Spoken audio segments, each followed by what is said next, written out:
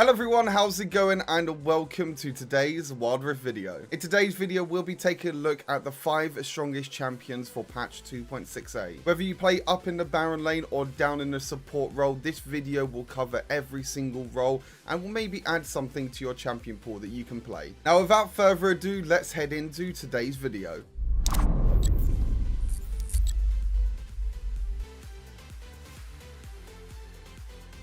Firstly, in the Baron lane, let's talk about Camille. If you are looking for a carry champion that has amazing mobility, a high skill ceiling with tons of outplay potential, then Camille is the perfect champion for you. With Camille, you want to build items that allow her to deal more damage and help her to survive longer when in a team fight. Trinity Force gives Camille a lot of stats she needs, and the item has great passes that gives Camille movement speed and allow her to deal more damage. Sterak's Gauge has a lot of health so Camille can survive longer, and the passive gives Camille a shield when she's low on health. And Death Stance has physical vamp that helps Camille out a lot, and also the passive allows her to survive longer against a lot of burst damage. The rune's Fleet Footwork helps Camille survive in the early game, and she can heal up every so often, and also she gets little movement speed when she procs Fleet Footwork. Brutal gives Camille a little bit of extra damage in the early game that also helps her out. Bone Plating helps Camille take reduced damage and it helps her win trades early on, and Sweet Tooth increases the honey fruit healing,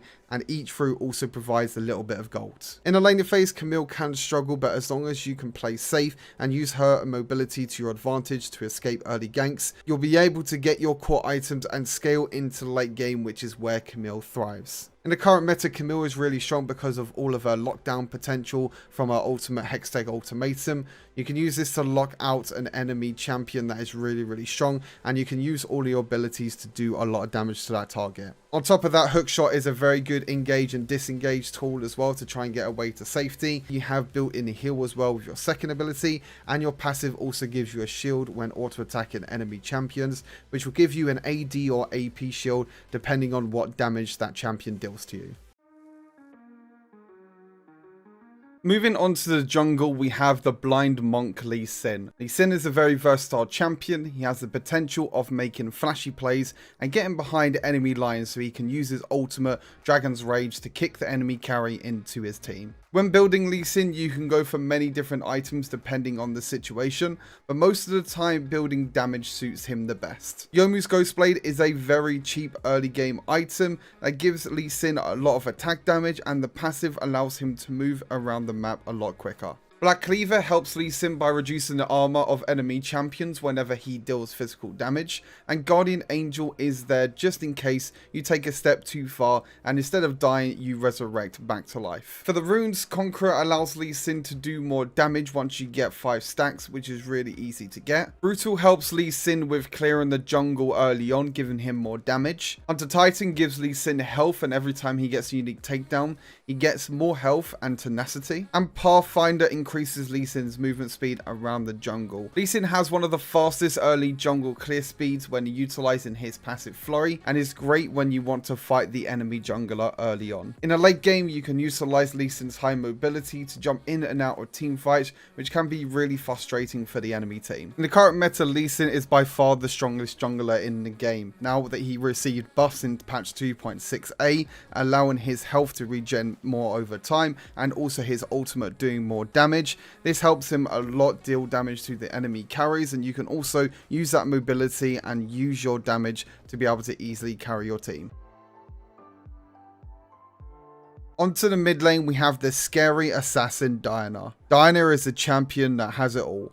High burst damage with her ultimate Moonfall, great initiation with Lunar Rush, and can catch enemies off guard. With Diana, you want to build a lot of ability power so you can deal more damage with all of her abilities. Rod of Ages is a great scaling item for Diana that gives her all the stats she needs to deal more damage and to survive when she's diving in onto the backline. Death Cap gives Diana a lot of ability power whilst also increasing her overall ability power. And Voice Staff helps Diana deal more damage to champions that are building a lot of magic resistance. Onto the runes, Conqueror helps Diana deal more damage when diving in onto the backline. Brutal gives Diana extra damage that can help her a lot in the early game. Second Wind gives Diana more health regeneration that helps her as a melee champion early on. And Sweet Tooth increases the honey fruit healing, and each fruit taken gives Diana a little bit of extra gold. In the early game, Diana struggles as she is a melee champion. You don't really want to take fights early on with Diana. You just want to try and farm up and try and get your Rod of Ages as soon as possible. And once she gets her core items like Rod of Ages and scales into the late game, she can initiate onto the back line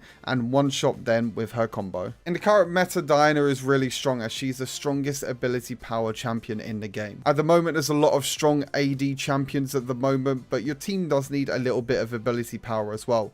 So if you can add Diana to your champion pool, this will help your team out a lot. Moving on down into the duo lane, we have Lucian. Lucian is a champion that is strong at all stages of the game. He can utilize the strong ADC items really well, and has a lot of mobility so he can self-heal in team fights. For the build, as an AD carry, Lucian benefits a lot from attack damage, attack speed, and critical strike chance. Infinity Edge gives Lucian a lot of AD and crit chance, whilst also allowing his crits to deal more damage. Solari Charge Blade works really well with Lucian as he uses his abilities a lot, which gives him more damage and critical strike chance. And Bloodthirsty gives physical vamp that helps Lucian sustain when in team fights, and gives Lucian a overshield at maximum health that helps him a lot against assassins. For the runes, Conqueror allows Lucian to deal more damage at maximum stacks, which will help him a lot during team fights. Hunter Vampirism gives Lucian some early physical vamp to help him in the laning phase, and every time he gets a unique takedown, he gets more physical vamp and AD. Hunter Titan increases Lucian's maximum health at the start of the game, and every unique takedown also gives him health and some tenacity. And Sweet Tooth increases the honey fruit healing, and each fruit provides a little bit of gold. As mentioned, Lucian is a strong champion at all stages of the game, and he has the highest damage output of any other AD carry. He pairs well with aggressive supports that like to engage a lot. He can follow this up by using his dash, and he works well with enchanter supports that heal him and shield him and help him against champions that are trying to dive on top of him.